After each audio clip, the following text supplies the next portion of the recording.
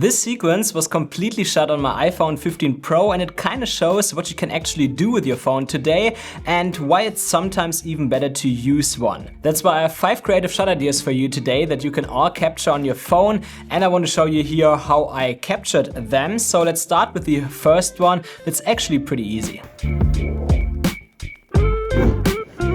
To get this shot, you simply take a pillow and some tape, open the camera app of your choice and select the 0.5x lens and 60 or 120 frames per second.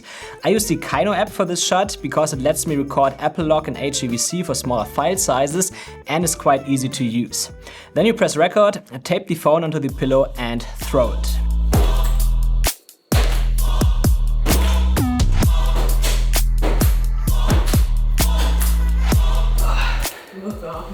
Yeah. Of course, make sure that it lands on the pillow side. You don't want to break your phone. And there you got it already. You just throw your phone and you got the clip, and connect it with a clip of you slipping that looks like it actually happened. Now it's important to use 60 or 120 frames per second for that. 120 frames per second on the iPhone 16 Pro would actually be better than 60 on my 15 Pro because that gives you even slower slow motion, what makes the shot look even more dramatic. And I also noticed that because the fall happens so fast, it is actually better to have more slow motion for that. That's also why I ended up using a freeze frame towards the end. It was just too fast. Okay, let's jump straight to shot number 2, which is the first shot in this sequence. Now, compared to action cameras, iPhones cover a bit more surface area, what makes it challenging to fit them into small objects, such as glasses. However, with transparent objects, such as glasses, you can creatively position your phone below or behind the object to capture unique perspectives that are actually quite similar. And that's exactly what I did here. I placed my iPhone under the glass to shoot through the bottom. And there, my Apple Watch was quite helpful because it allowed me to see what the camera was capturing and frame the shot accurately. Without that, I could have still made it, but it would have taken me a few more tries. For this particular shot, I utilized the 0.5x lens because of its macro capabilities, ensuring the water remained in focus. I chose a frame rate of 24 frames per second, which is my standard, but you could also opt for 25 or 30 frames per second based on your preference. And I found it quite nice to pair this shot with the next one, which was a close-up captured using the 1x lens, because this shot was so close that it gives a pleasing amount of background blur, what gives the illusion that the whole sequence was filmed on a more professional camera, a full frame or so. And I think shots, especially like the first one, can make your videos a bit more interesting to watch because people are not that used to such shots. By the way, if you're enjoying these creative techniques and want to really level up your iPhone video skills, you should check out my new iPhone Pro Videography online course. It's like a little 8-hour masterclass specifically for iPhone users, designed to help you shoot professional looking videos with just your phone. I cover everything from A-roll setups inside your room to filming fancy B-roll outside, and even include some important iPhone editing tips in Final Cut Pro and DaVinci Resolve. And the cool thing is, many of the skills you will learn aren't just for iPhones. They're also a great foundation if you ever want to move on to bigger cameras in the future. If that sounds like something you would find useful, I've linked it in the description below for you to check out.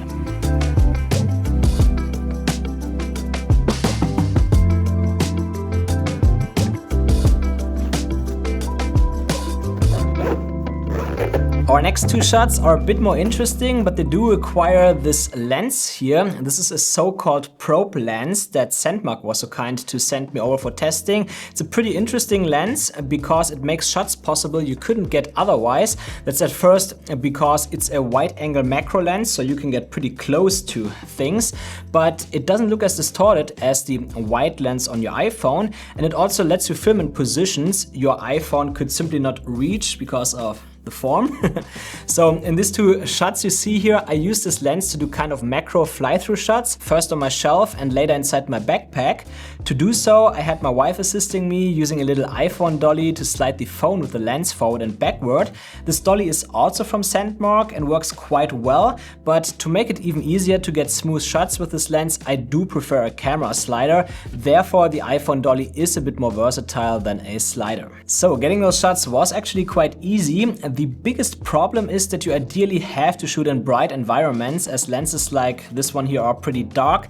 That's also why this lens offers an LED light or multiple lights at the front, which you can turn on and off, but I prefer having brighter ambient lights because that gives me more control over the look. Aside from that, you do have to adjust the focus using this focus ring here before getting your shot, which I found quite easy because you're essentially just telling the lens if it should focus close or far, while the iPhone handles the rest, and then you're ready to get the shot. Now, I wanted to have such a lens for a very long time for my normal cameras, but what always kept me back was the price, as such lenses usually cost $1,500.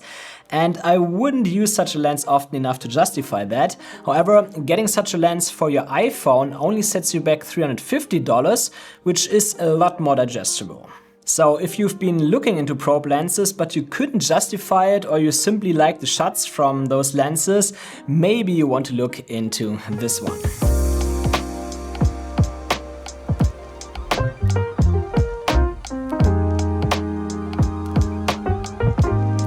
So let me show you the next shot type, which is also done with this lens, that are product detail shots. But no worries, after that I also have another shot for you that doesn't require any additional gear at all. So product detail shots, to get those shots I prefer to shoot in 60 frames per second, because that makes it a lot easier to make them smooth by slowing them down, because at least with a little dolly you might get a bit of shake in there, and you get these shots essentially in the same way as the previous one. You just move the iPhone with a dolly or a camera slider with the lens on, and you keep it as close as possible to the product or detail of the product you want to show.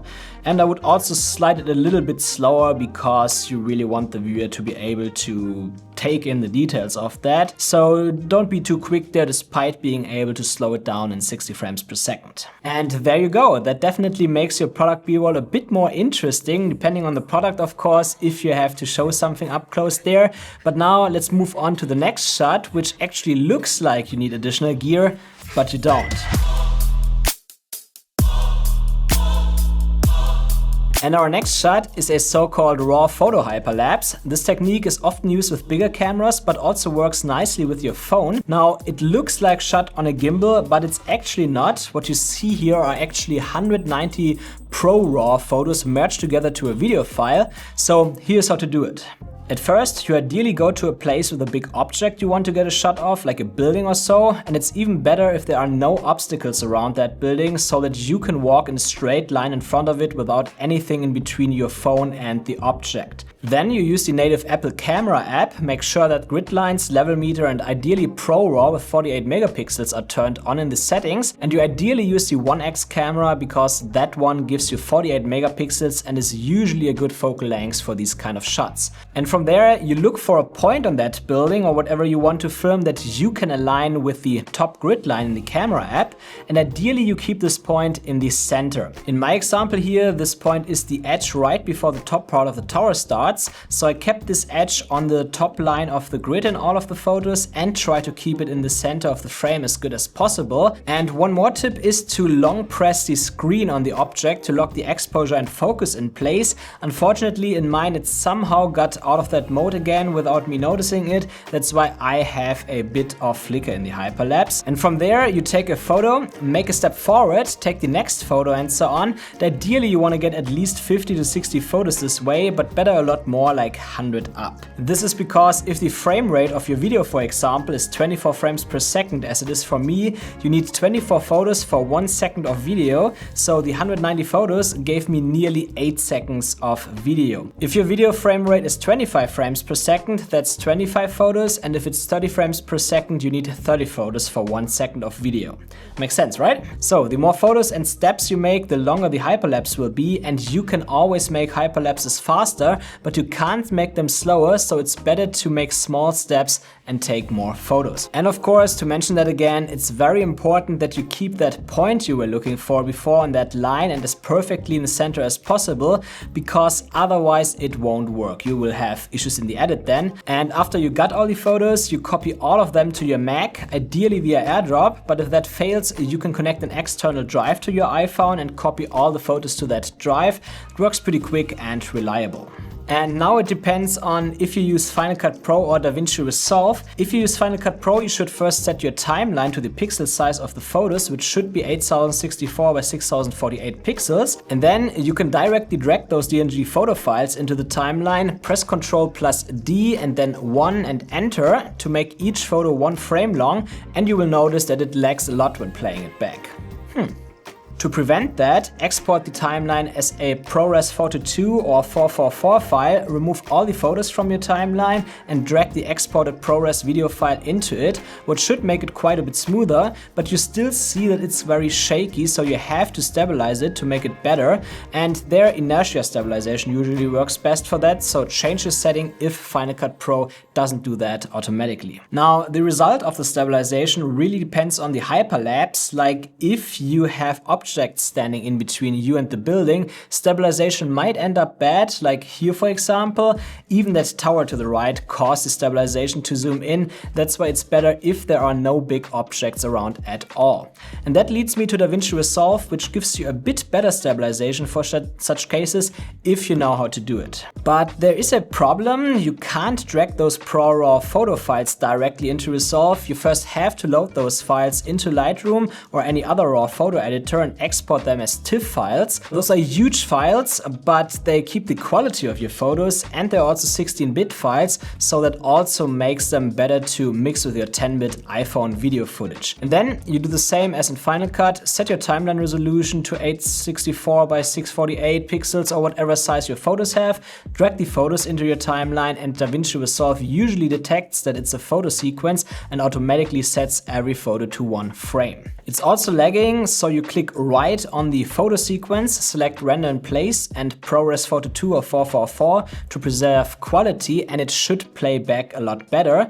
But it's also shaky, so you can at first try the normal stabilization modes in Resolve, which might work well if there are no big objects around in your photos. But if you have a situation like I had, you have the option to go to the color page, and there on the color page you go to the trackers, select Stabilization and Classic Stabilizer under the 3 dots and switch to Point Tracker. That's pretty cool because now you can add tracking points. So in this case I add 1 point to the edge of the tower I used before to line up my photos, and another one somewhere on a contrasty edge on the roof. And from there you click Track Forward and Backward and Stabilize after that, and there you should get a better result as with the normal stabilization. Except for my hyperlapse here, I kind of failed on this one because there is at first the tower on the right that prevents normal stabilization, and there's also this big mask which obstructs the view of the tower for a moment, and therefore I couldn't get it to work perfectly. So in this case I would start the hyperlapse right after the blue tower on the right is gone, use normal stabilization